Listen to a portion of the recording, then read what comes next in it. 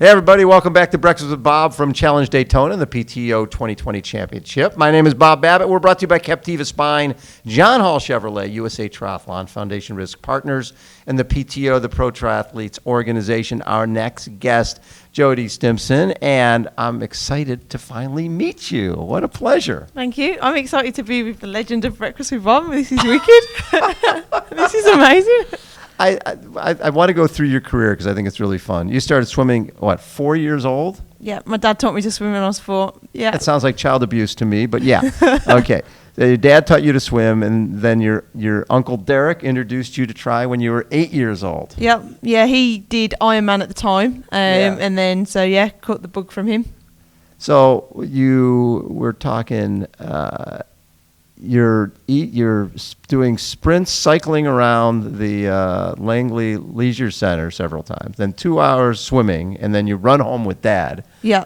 That's how you started. Well, I didn't actually run home with Dad. I don't think Dad would run home. I think he would basically stay there, and I'd run around the block of the swimming pool and watch me, and then we'd get back home. But you loved it. Oh, Triathlon yeah. was just fun. Yeah, like as a kid, like I never wanted to do anything else. Like you ask a kid what they wanted to do, like when they grew up. Yeah. No, mine was always triathlon. Always. No team sports. No, just you won.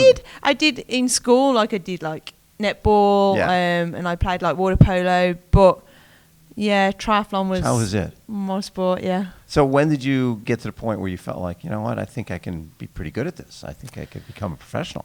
I think when I was like kind of leaving our high school, and you can then for the UK you kind of go on to college. Then I wanted to give it a go. From that point, I went and I got a full-time job as a gym instructor, but in the mindset to save to become a professional triathlete. So I took a gamble when I was 17. Yeah. Quit that job and went from race to race.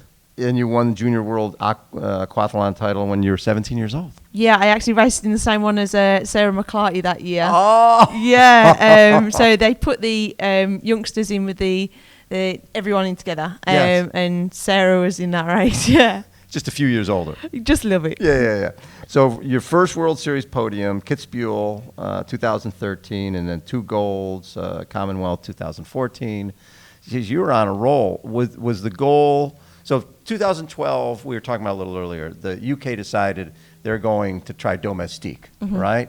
Was it Lucy and Vicky? Yeah. And then Helen. Yeah. And Helen was going to win the gold, and Lucy would swim, and Helen would sit on her during the swim, and then Vicky would pull her on a bike.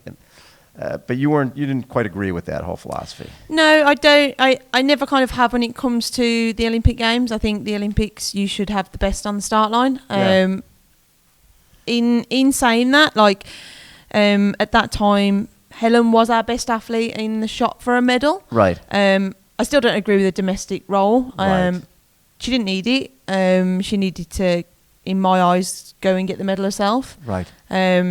But I wasn't ready to be at that Olympics. Yeah, of course, I would have loved to have been there. But to me, like an athlete like Liz Blatchford should have been there. Right. But, yeah. What can you do? Yeah. But 2016... Yeah. I mean, yeah, that was more of a, you felt it was between you and Helen. Yeah, I think at that point that was really my time. Yes. I'd had a great training with Darren, and I think that hit me really hard. I'd won WTS Abu Dhabi. Yes. But the one that counted was a few weeks later in Gold Coast. And Helen did what she needed to do with style, and she got the final spot because Vicky and Non had already pre-qualified. Right. It was super hard going into that race. I really thought it was my shot, and I think I could have been fighting for a medal in Rio. Mm-hmm. No question.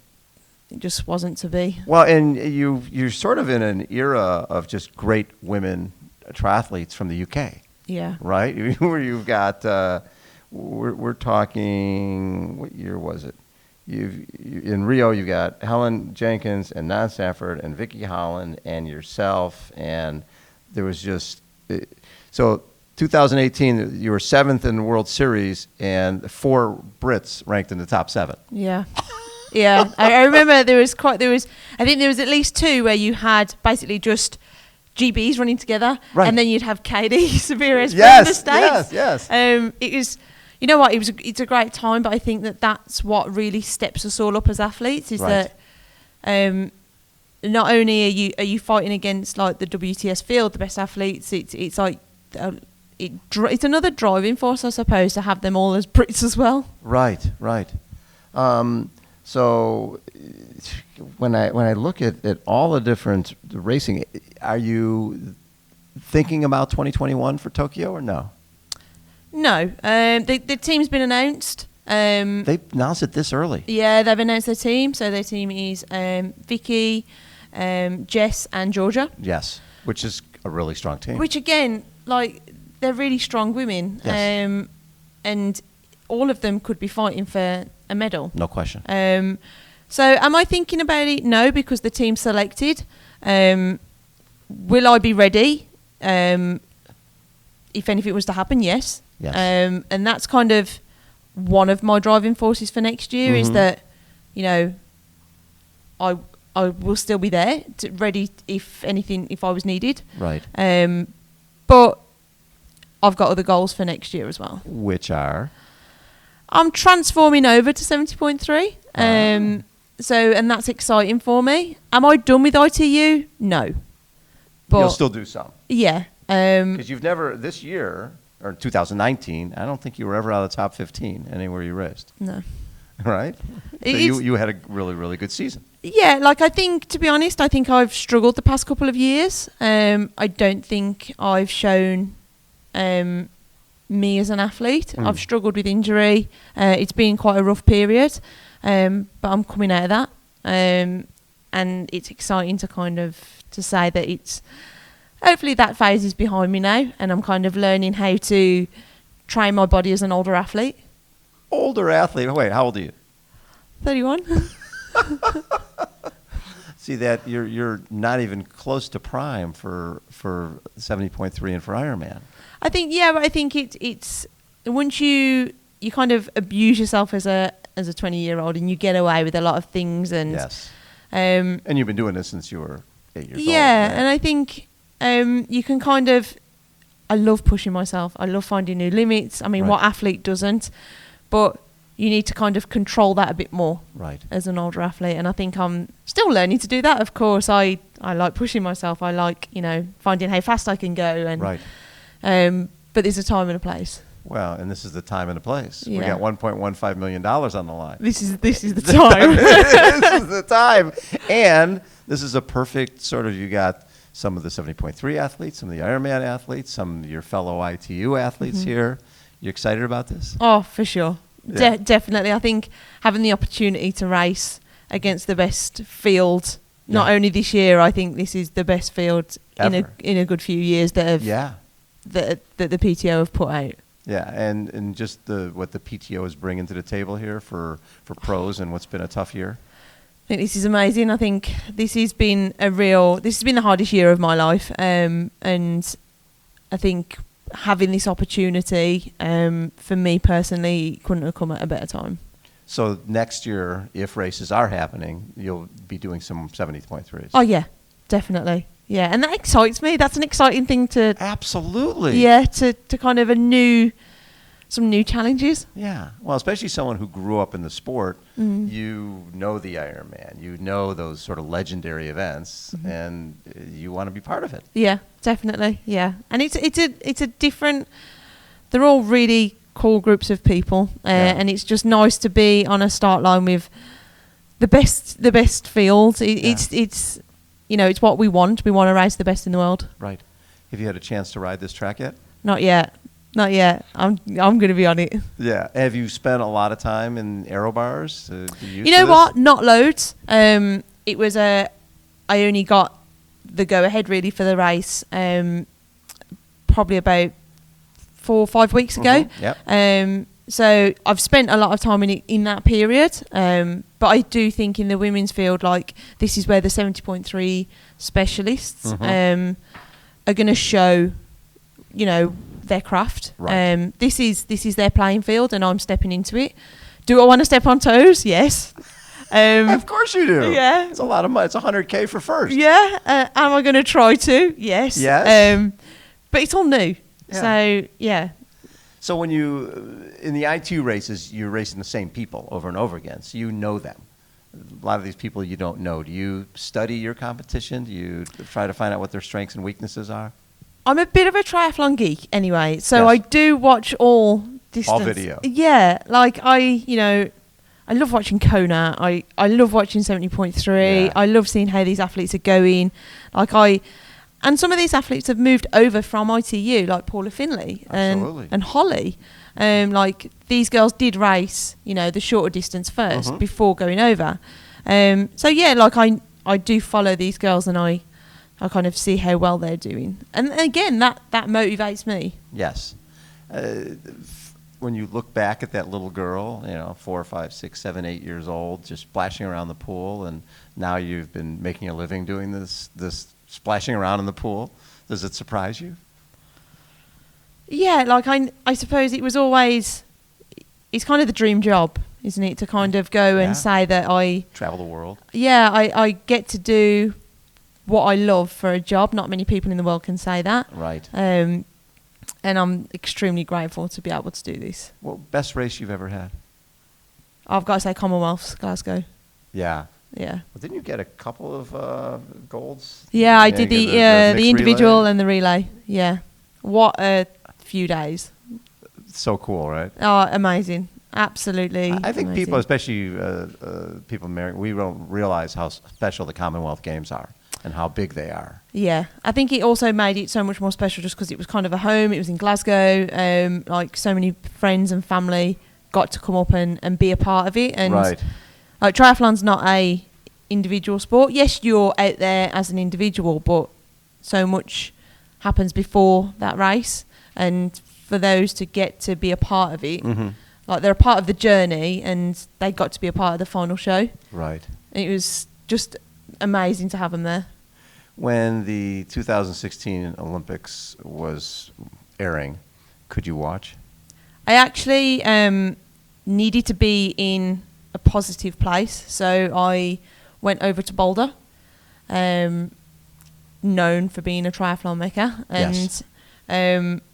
super grateful to this day for Cyrilline letting me come in and just be a part of her group, and Rebecca, and to be honest, they got me through that period. That was really hard, wasn't it? Yeah, it was. Because that was you knew 2012 was, you were a little young. Yeah. 2016 was your year.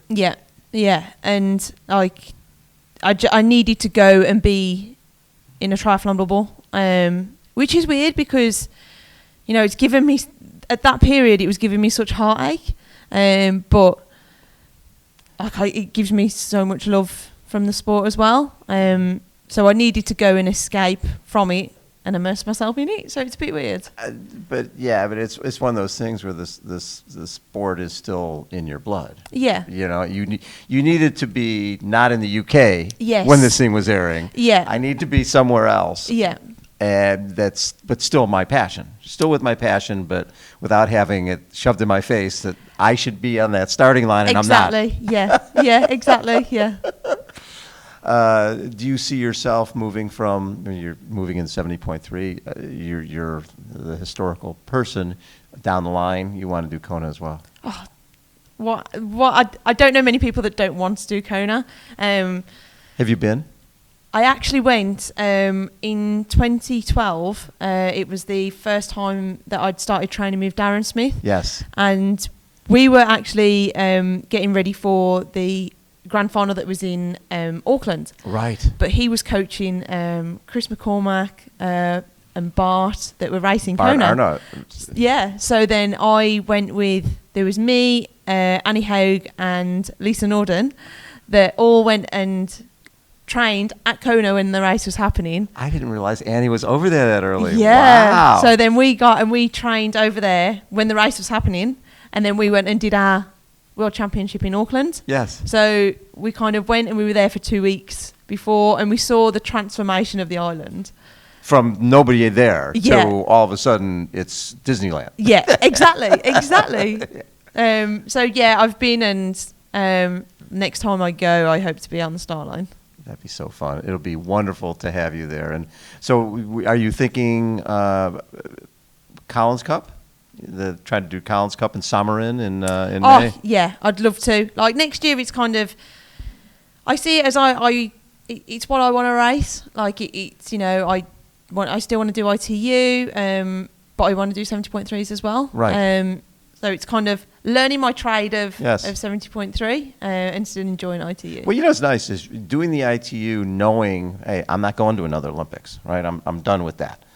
To use it for your speed for 70.3, then you're racing those races on your terms. Because 70.3 as well, I mean, you need to be fast. Absolutely. Like this is the kind of scary thing about it is that like these girls are fast. Like I suppose I used to think that you move up and you're going to lose some of that speed. Not anymore. No. Like that's totally changed, and Yeah. I think that you have to maintain that speed to be competitive. Yeah, no, it's probably changed a lot in terms of the ITU racing during the time you've been doing it. Yeah. Where it used to be, at least from the outside, we'd look at it and go, okay, everybody's swimming really hard, and then that front pack of swimmers would work together, and then the fastest runner would win. Yeah. But then it became very aggressive on the bike.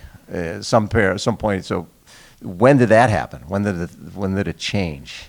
I think in the ITU, Flora definitely had a big part to play in that. Yeah, like the Brownlees did for the guys. Yeah, I think Flora definitely changed the game in ITU and kind of said, okay, well, because I suppose she was known as a swim biker. Right. Not anymore, but she, I suppose to get the best out of herself, she really pushed that bike and made it aggressive, but now she can run off it. So it's changed the game because it's made it, you have to be a swim bike runner. You got to do it all. Yeah. Love it. Yeah. Jodie, such an honor to get to chat with you, and I can't wait to watch where you go next. It's going to be really fun. Thank you.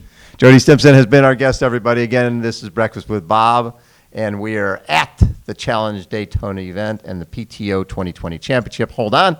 We'll be right back.